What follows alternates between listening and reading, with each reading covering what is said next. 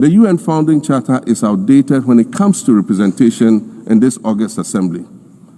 We call for an end to the illegal sanction on Zimbabwe. We are also gravely concerned about the emerging threats against Venezuela and call for the removal of sanctions and the threats against that country. You cannot claim to be the United Nations while disregarding the voice of 54 nations. It is not possible.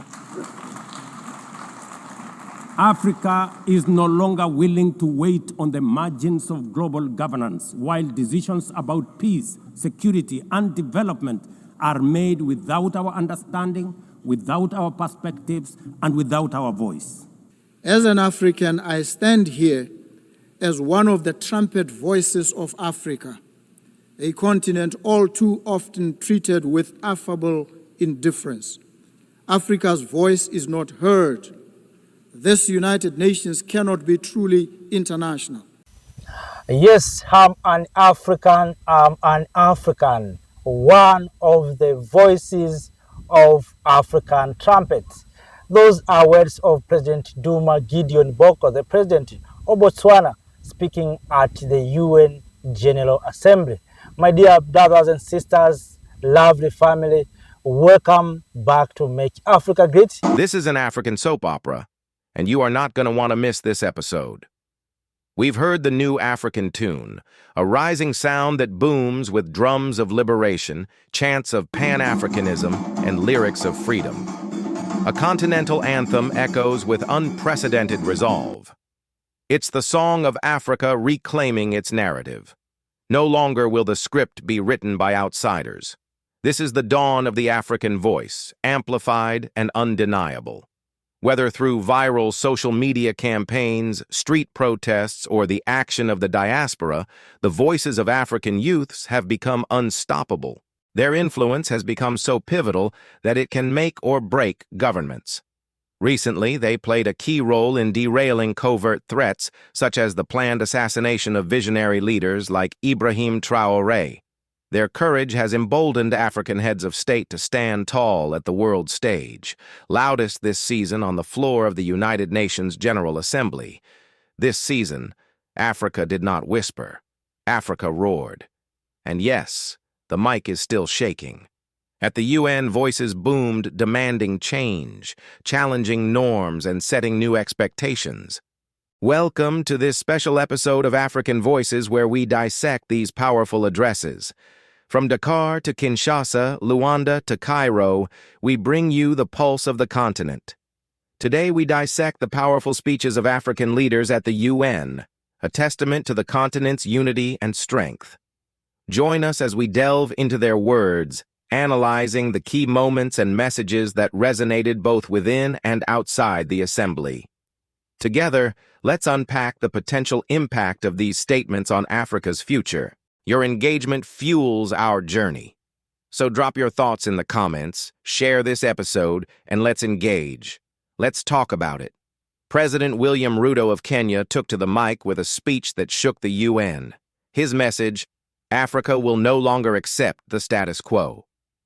Ruto, who assumed office in September last year, wasted no time in putting Kenya on the path of prosperity, despite skepticism from both local and international critics. Now, on the world stage, he dropped the mic with a fiery call for global equity.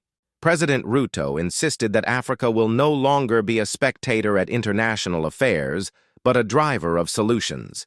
He urged for collaborative efforts to address pressing global issues, emphasizing Africa's potential rather than its challenges. We must work together to achieve meaningful solutions to the challenges facing humanity, he stated. Let us work together to solve climate change and end the threat of hunger, poverty, and disease. President Ruto also advocated for reform in global governance structures, including a permanent African seat on the Security Council. He highlighted that such representation would enable Africa to contribute more effectively to peace and security efforts. Ruto also addressed the issue of the illegal migration crisis, urging developed nations to fulfill their responsibility to resettle asylum seekers. He noted that African countries were shouldering a disproportionate burden in hosting refugees and migrants. "We cannot continue to host refugees indefinitely," he said. "We need a predictable and shared responsibility for resettlement." Furthermore, President Ruto emphasized the need for equitable access to resources and opportunities for all nations. He called for fairer trade deals and an end to exploitative practices that hinder African countries from leveraging their natural resources for their own development. "It is wrong for some countries to get rich presiding over the economies of others," he asserted. His speech was a clarion call to action, a demand for respect and recognition of Africa's agency and potential on the global stage. As he concluded his address, President Ruto challenged the international community to embrace collaboration, equity, and justice, asserting that these principles were not only beneficial for Africa, but for the entire globe. "Let us work towards a world based on equity, justice, and mutual respect," he concluded. "A better world is possible if we work together." From Ghana, President John Mahama took to the UN floor to deliver a powerful speech echoing many of President Ruto's sentiments. However, with his own unique flair, President Mahama drew inspiration from his government's reset agenda, calling for a reset of the UN itself. Thank you. He didn't mince words. The Security Council is outdated. Africa needs permanent seats, and reparations are long overdue. Translation: pay what you owe. He spoke passionately about the need for reform within the United Nations, emphasizing the outdated nature of its current structure. "The time has come for us to address the elephant in the room," he declared, referring to the Security Council's lack of representation for most African nations. "Our continent is home to more than 1.4 billion people, yet we remain excluded from the most important organ of the United Nations," he stated, underscoring the urgency for change. President Mahama stressed that Africa's concerns and priorities were often sidelined, hindering effective global governance. "How can we expect the United Nations to be relevant and representative when its Security Council remains stuck in the past?" He challenged his fellow world leaders to recognize that the composition of the Security Council no longer reflected the realities of the modern world. "It is a relic of the colonial era and must be reformed," he asserted. He also touched upon the issue of reparations, highlighting the need for developed nations to acknowledge and compensate for their historical exploitation of African resources and labor. "It is time to address the issue of reparations," he stated. "We cannot continue to be denied the opportunity to develop because of the unjust enrichment of others." His call for reparations reflects a growing sentiment among African nations seeking acknowledgement and compensation for the lasting impacts of colonialism and slavery. President Mahama's speech was not merely a critique, but a blueprint for action. He didn't just point out problems, he offered solutions. "We must expand the membership of the Security Council to reflect the realities of today's world," he suggested. "And we must ensure that Africa has a permanent seat at the table." His vision for a reformed United Nations resonated with many African countries who see a need for a more inclusive and representative global governance structure. As South Africa's President Cyril Ramaphosa addressed the UN, he used the opportunity to shed light on the economic challenges faced by developing nations, particularly in Africa. He highlighted how African countries often find themselves trapped in cycles of debt due to unfair lending rules set by international financial institutions. President Ramaphosa drew attention to the fact that African nations are frequently burdened with high levels of debt, limiting their ability to invest in crucial areas such as healthcare, education, and infrastructure. "We spend more on debt servicing than on health and education combined," he said, emphasizing the detrimental effects of this financial strain on their development prospects. He further criticized the global financial system for perpetuating inequality and hindering economic growth in developing countries. President Ramaphosa called for reform in international financial institutions, advocating for more favorable lending terms and greater representation of African interests in global economic decision-making processes. His speech underscored the urgent need for a more equitable global financial system that supports the development aspirations of African nations. In the absence of President Bola Ahmed Tinubu, his vice, Kashim Shettima represented Nigeria at the UN. Vice President Shettima didn't hold back, sending a clear message that Nigeria, and by extension Africa, is ready to take its rightful place on the global stage. He stated unequivocally, "Nigeria wants a seat on the Security Council. We will no longer be spectators." This declaration reflects a growing sentiment across Africa for greater representation and participation in global affairs, particularly in decision-making bodies like the UN Security Council. Vice President Shettima's speech was not just about Nigeria's desire for a larger voice. It was about amplifying the concerns and interests of the entire African continent. He spoke about the challenges facing Africa, such as poverty, inequality, and security threats, but also highlighted the continent's vast potential for growth and development. Africa is endowed with abundant human and natural resources and a vibrant youth population, he said, emphasizing the need for investment in education, healthcare, and infrastructure to harness this potential. He also touched upon the issue of climate change, which disproportionately affects African countries despite their low carbon emissions.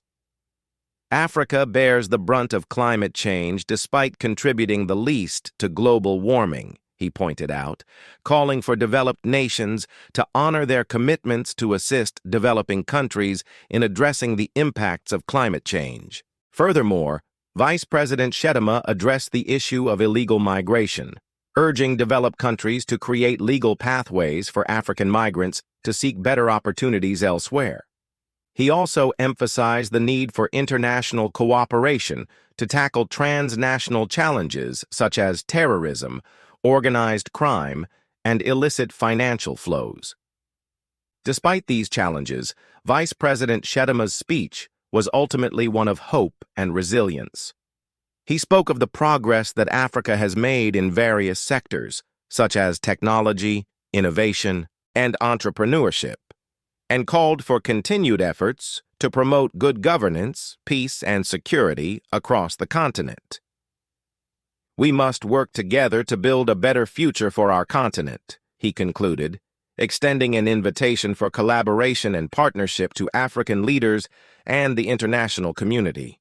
These bold speeches echo the raw demands of millions of Africans who yearn for a better future. They are a testament to the power of unity, the strength of solidarity, and the unwavering pursuit of justice and equality. The youth must keep up the pressure. Demand free movement of people, goods, and ideas across the continent. Call for a united Africa with one president, one currency, and one military to secure sovereignty. Insist on resource sovereignty and local processing of Africa's wealth. Demand a permanent seat at the world's decision-making table, not as guests, but as equals. History has shown pressure works, and as we say in Africa, if you don't shout, you don't eat. The fire is lit. The youth must not let it go out. Do you believe Africa is ready for one president and one military to defend her? Or do you think we'll argue for 10 years just picking the anthem? Drop your thoughts. Thank you for joining us for this episode of African Voices. If you enjoyed this content, please share and follow our page. We are dedicated to bringing more inspiring stories about Africa. Until next time, stay tuned and keep the conversation going. And remember, Africa. In this video, we are going to look part of speeches made by African leaders at the UN General Assembly and how their speeches are going to impact the world. Starting from President Duma Bok, you heard he spoken, "I'm an African," and this is a message to all Africans and black people that we need to have our own identity. We need to represent ourselves in front of others through our identities. And one of our best identity is to be an African. And this is the thing that we need to be proud of. We need to be proud of being African. and Africans. And for African to be respected, we need African, all African people to come together and unite. And that's why President Boko spoken very loudly that I'm an African. So apart from him, we heard also from President Netumbo Nandi Ndaitwa, the president of Namibia. She spoken very well. She touched many issues. Among of the issues that she said is the issue of beneficiation of African natural resources. We need to beneficiate from value addition, and that's what Africa we need to be to do. Of course, to be respected. It doesn't make sense, and Africa will not be respected as long as we continue to export our natural resources into low forms. Mama Netumbo or Madam Netumbo Nandi Ndaitwa, the president of Namibia, spoken very well. She spoke on the issue of Western Salawi. She spoke on the issue of release of sanctions imposed to Zimbabwe and many other countries such as Cuba. She's spoken very well. She raised the voice of Africa. But the question is, who is and who are hearing our voices? Because if you look very keenly, you understand that those who are supposed to hear Africans or to hear the voices of our leaders are not ready to hear our voices.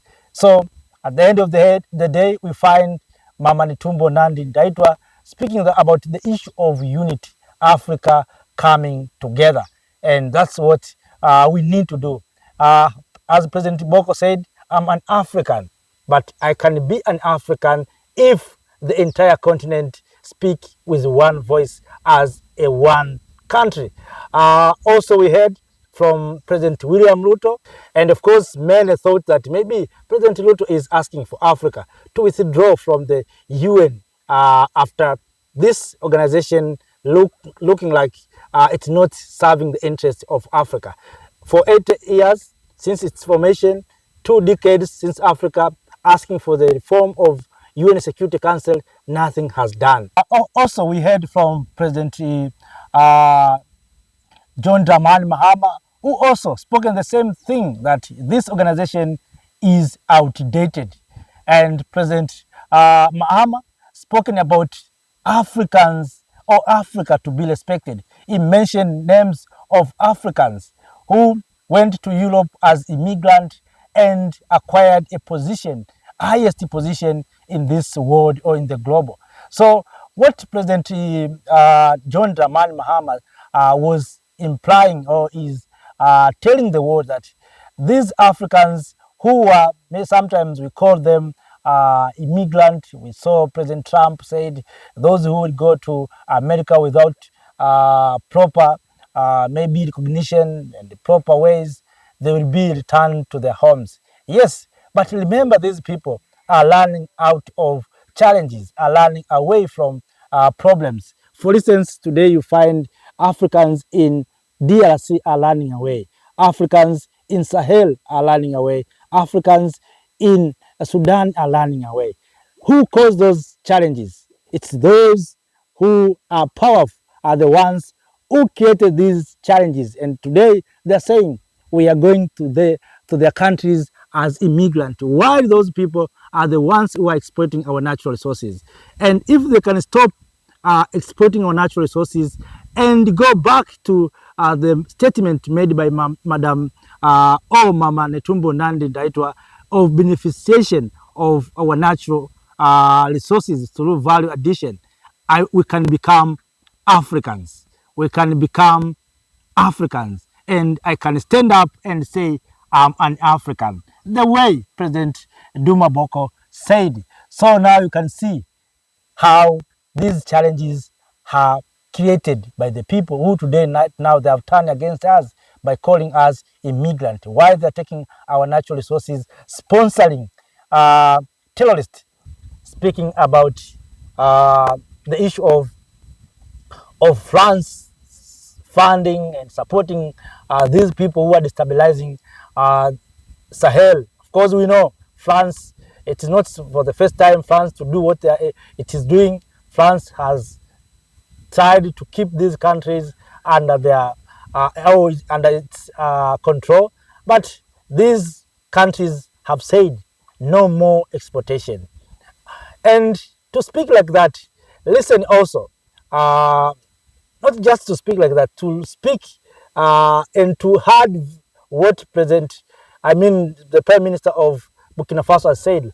Let us now listen from the Prime Minister of Niger on the issue of uranium, how France has exploited Niger, especially in terms of these natural resources, uranium, where people of Niger remain in darkness, and France took uranium and power its industries and power its people. Before the opening of UN General Assembly debate, one thing that has happened, shocked many Africans, is the issue of cut off the mic of the president of South Africa, Mr. Cyril Ramaphosa, when he was speaking and addressing the issue of Palestine. We know that South Africa has taken Israel into the ICJ, and we know Trump has warned South Africa and said South Africa is maybe not doing well, and there's white minority genocide in South Africa. But when President Ramaphosa was speaking, the mic was shutting down. Some said maybe it is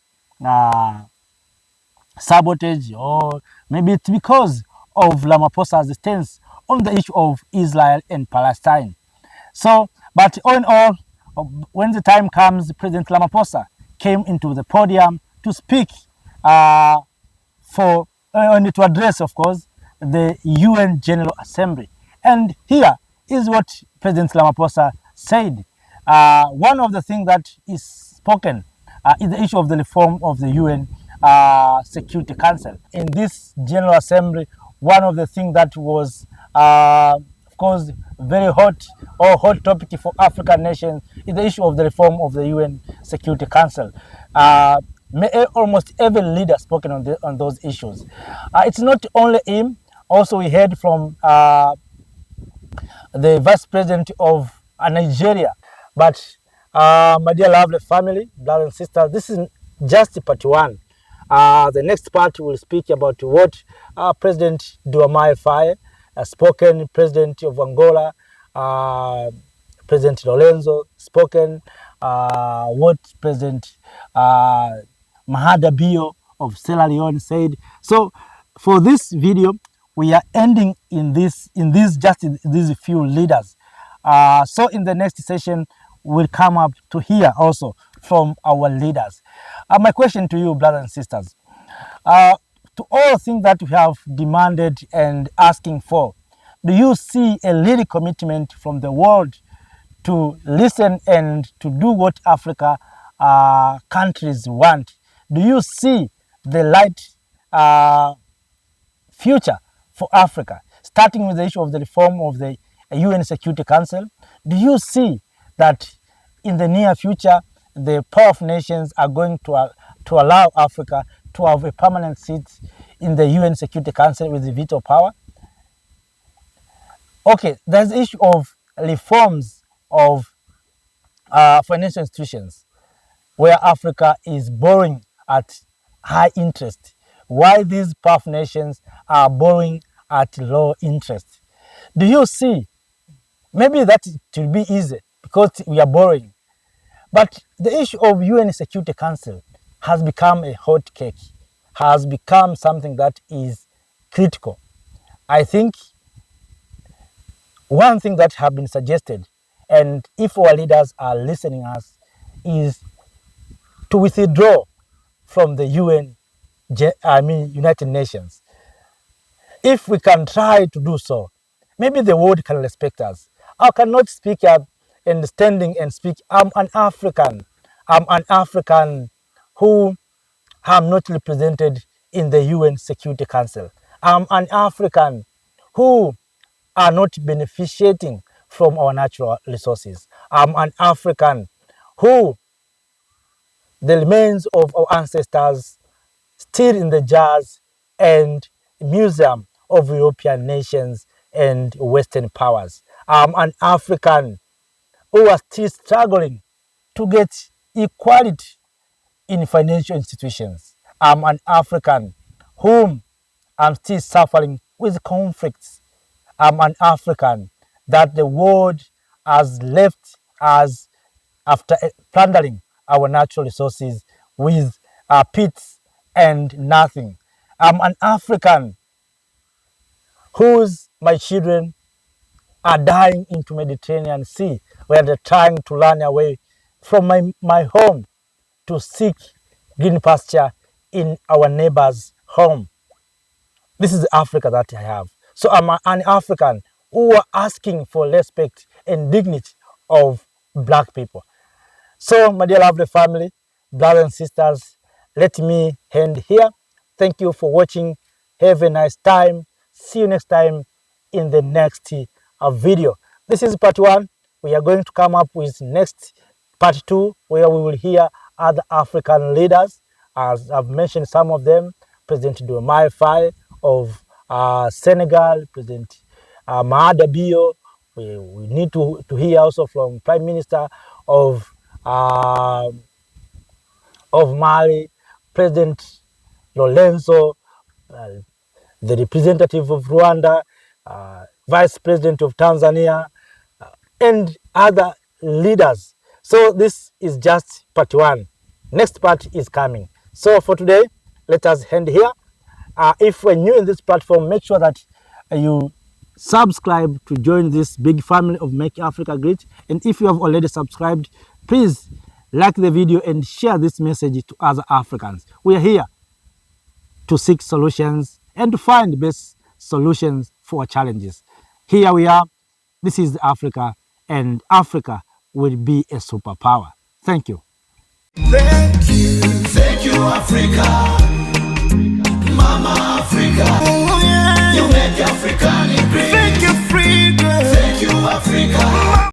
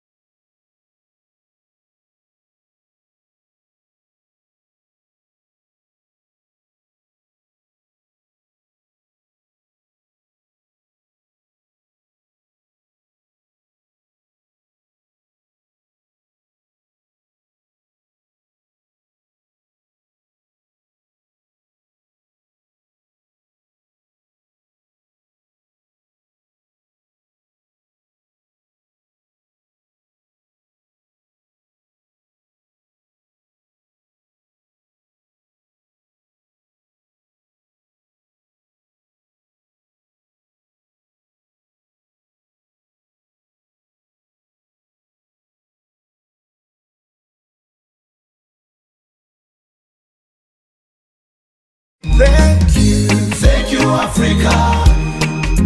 Mama Africa. Oh, yeah. You make Africa great. Thank you, Africa. Thank you, Africa.